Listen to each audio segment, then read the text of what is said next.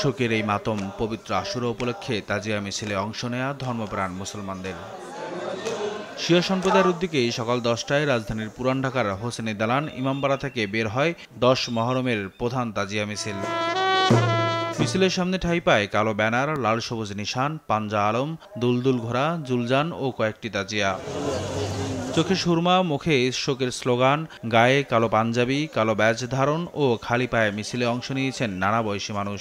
মিছিলে অংশ নিয়ে হাই হোসেন বলে শোকের মাতমে শরিক হয়েছেন তারা, করেছেন শোক প্রকাশ। দিনটি হচ্ছে শোকের মাস, মুহররমের মাস। আমরা নবীর উম্মত, ওই হিসেবে আজকের এই মাসে আমরা খুব শোক প্রকাশ করছি। ফ্যামিলি থেকে যদি কেউ মারা যায়, যেমন আমরা শোক পালন করি, আজকে আমাদের এইটাই দরকার।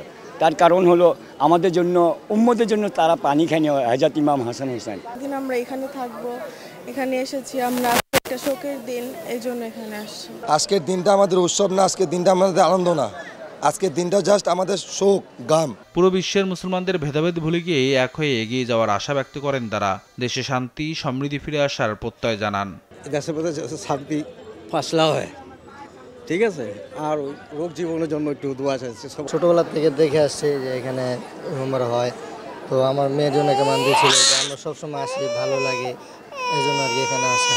মাওলা হোসেন আসসালাতু আসসালাম আমাদের যে ন্যায়ের শিক্ষা দিয়েছে, সব সময় সঠিক এবং সত্যের পথে এবং অন্যায়ের বিরুদ্ধে লড়াই করার জন্য যে শিক্ষা দিয়েছে, সেই শিক্ষাই আমরা আসলে এই দিন থেকে পেতে চাই।